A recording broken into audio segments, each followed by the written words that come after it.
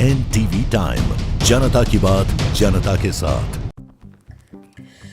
अहमदाबाद की वरिष्ठ नागरिक प्रोफेसर डिजिटल गिरफ्तारी का शिकार हुए। आरोपियों ने ईडी अधिकारियों का रूप धारण करके धोखाधड़ी की। आरबीआई और ईडी के पत्रों के जरिए मनी लॉन्ड्रिंग की योजना को अंजाम दिया गया।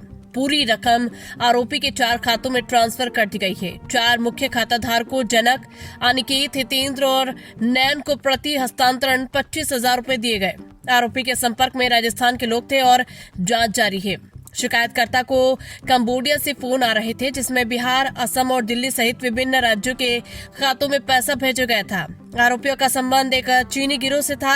धोखाधड़ी से प्राप्त धन को क्रिप्टो करेंसी में परिवर्तित कर चीनी गिरोह को भेज दिया गया। चीनी गिरोह आरोपियों को पुलिस के जाल से बचने के तरीके सिखा रहे थे। आरोपी हितेंद्र, सोलंकी, अनिकेत और अन्य आरोपियों को कमीशन मिल रहा था।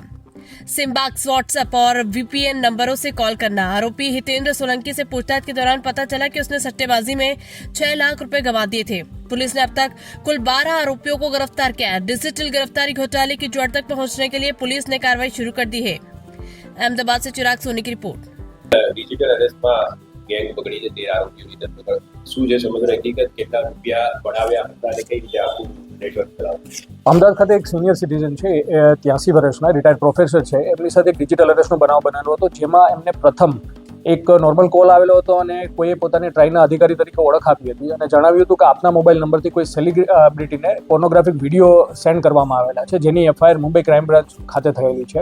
એવું કહીને પછી ડરાવીને એ જે સિનિયર સિટીઝન છે એમને વિડીયો કોલ કરવામાં આવ્યો હતો। ત્યાં વિડીયો કોલમાં પોલીસ અધિકારી બનીને, ત્યારબાદ સુપ્રીમ કોર્ટના જસ્ટિસ બનીને અને ઈડીના અધિકારી બનીને અલગ અલગ લોકોએ એક સેટઅપ સેટ કરીને વાત કરેલી હતી અને પછી કહેવામાં આવ્યું હતું કે આપના નામે બેંક અકાઉન્ટ બી નીકળેલા છે, જેમનો નરેશ ગોયલના કેસમાં મની લોન્ડરિંગનો ઉપયોગ થયેલો છે। એટલે આવા અલગ અલગ બહાના બાદ એમને આરબીઆઈના લેટર, સુપ્રીમ કોર્ટના વોરંટ ઇસ્યુ ફેક જે ડોક્યુમેન્ટ છે એ મોકલવામાં આવ્યા હતા, ઈડીના લેટર મોકલવામાં આવ્યા હતા। એવું કહીને ટોટલ 20 દિવસથી વધારે એમને ડિજિટલ અરેસ્ટ કરવામાં આવી હતી અને અલગ અલગ તારીખોમાં એમની પાસે ટોટલ 7 કરોડ 13 લાખ રૂપિયા જેટલા અલગ અલગ અકાઉન્ટમાં ટ્રાન્સફર કરવામાં આવ્યા હતા।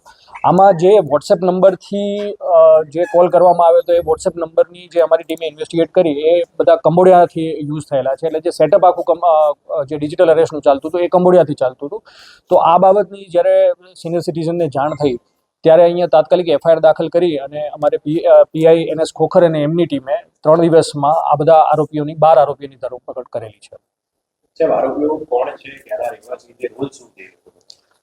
જેમ કે આ ટોટલ જે 7 કરોડ 12 લાખથી 13 લાખની જે રકમ છે એ પહેલાં 4 અકાઉન્ટમાં ટ્રાન્સફર કરવામાં આવેલી હતી આરટીજીએસના, જેમાંથી 2 અકાઉન્ટ છે એ બિહારના, 1 અકાઉન્ટ દિલ્હીનું અને 1 અકાઉન્ટ આસામનું છે। એ 4 અકાઉન્ટમાંથી આ સમગ્ર રકમ 100થી વધારે અકાઉન્ટોમાં લેયર કરવામાં આવેલી હતી। એ 100થી જે વધારે અકાઉન્ટમાંથી એમાં 6 અકાઉન્ટ અમદાવાદ અને સુરતના હતા, જેની તપાસમાં આ બધા જે આરોપીઓ છે એની ધરપકડ કરવામાં આવેલી છે। તો એમાં 4 આરોપીઓ એવા છે કે જે પોતે 3 આરોપીઓ એવા છે કે જે અકાઉન્ટ હોલ્ડર છે અને બાકીના જે આરોપીઓ છે કે એમની ઉપર જે અકાઉન્ટ લેવાનું કામ કરતા હતા અને અલ્ટિમેટલી એમાંથી જે 2 એક જનક ભીખાભાઈ ગડાદરા, અનિકેત મહેશભાઈ ઢોલા, આ બંને આરોપીઓ છે ટેલિગ્રામ મારફતે ચાઇનીઝના લોકોના સંપર્કમાં હતા અને આ જે બી ફ્રોડના પૈસા છે અલગ અલગ ડમી અકાઉન્ટમાં મેળવી અને એમને ક્રિપ્ટોકરન્સીમાં 10% કમિશન લેખે કન્વર્ટ કરતા હતા। અન્ય 2 આરોપીઓ છે એક હિતેન્દ્ર સોલંકી અને એક નયન ગોવિંદભાઈ હિંસુ, જે પોતે ટીચર છે। આ બંને લોકો બી અલગ અલગ 6 મહિનાથી 1 વર્ષ સુધી આવા ડમી અકાઉન્ટો મેળવીને રાજસ્થાનમાં કોઈ એક વ્યક્તિને આપતા હતા અને જ્યાં રાજસ્થાનની જે વ્યક્તિ છે અગેન એ કેશ વિડ્રો કરીને ક્રિપ્ટોકરન્સીમાં કન્વર્ટ કરી રહી છે।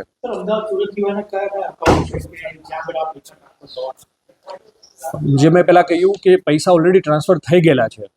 4 અકાઉન્ટ જેમાં 7 કરોડ 13 લાખની રકમ ટ્રાન્સફર કરેલી છે એ દિલ્હી, આસામ અને પટના બિહારના છે। ત્યારબાદ જે 100 અકાઉન્ટમાં લેયર કરવામાં આવ્યા છે એ ભારતભરના 20થી વધારે રાજ્યોના આ બધા અકાઉન્ટો છે, જેની તપાસ હજી બીજા કેટલા અકાઉન્ટ હોલ્ડર છે એની તપાસ અમે કરી રહ્યા છીએ।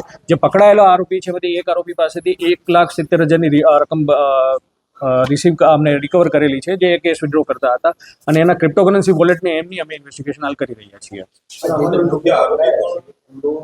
ડિજિટલ અરેસ્ટમાં કે બીજા સાયબર ફ્રોડમાંથી ક્રિમિનલ્સ પહેલા મળી આવી છે કે આ બધા ફ્રેશ છે જે આ લોકો ઓપરેટ કરી દે?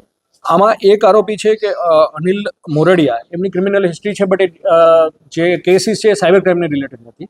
આ ઉપરાંત જેટલા બી આરોપીઓ છે હજુ સુધીમાં ધ્યાનમાં આવેલું છે કે એમના આ પેલા અરેસ્ટ નથી થયેલા, બટ જે મેં પહેલા બી કહ્યું કે આ બધા આરોપીઓ 6 મહિનાથી લઈને કોઈ આરોપીઓ 1.5 વર્ષથી આવા ચાઇનીઝ ગ્રુપો સાથે કોન્ટેક્ટમાં હતા અને જનરલી આ પોતાની આઈડેન્ટિટી માસ્ક કરવા માટે પોતાના અકાઉન્ટમાં આ લોકો પૈસા નથી રખાવતા. જે બીજા લોકો હોય છે એમને લાલચ આપી અથવા તો જે અકાઉન્ટ આપવાવાળા છે એ પોતે બી લાલચમાં આવીને આવા અકાઉન્ટો એમને આપે છે.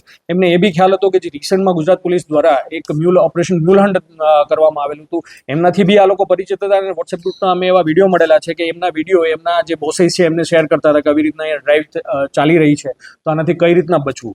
એટલે હજી સુધીમાં પકડાયા નથી, બટ જે એક્ટિવિટી આ બધાના અકાઉન્ટોમાં અત્યારે એમના ડિવાઇસમાંથી અમને અકાઉન્ટો મળેલા છે, જે અકાઉન્ટો અત્યાર સુધી એમને આપેલા છે, એમાં આખા ભારતભરમાં 238 જેટલી કમ્પ્લેનો NCCR પોર્ટલમાં મળી આવી છે.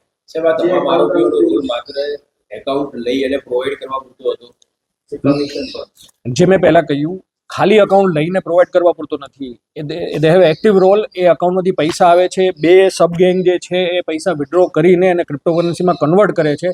એટલે એ આ જે ચાઇનીઝ ગેંગને કોઈ બી ડિજિટલ અરેસ્ટ કે ઇન્વેસ્ટમેન્ટ ફ્રોડ જે ચાઇનીઝ ગેંગ દ્વારા આચરવામાં આવતા સાયબર ક્રાઇમ ગુના છે એમની પ્રોસીડ ઇન્ડિયાની બહાર છે, ક્રિપ્ટોકરન્સીમાં મોકલવામાં આવે છે. તો એમનો એક્ટિવ રોલ છે કે એ આ ક્રિપ્ટોકરન્સીમાં નાણાં ભારતની બહાર મોકલે છે 10% કમિશન લઈને.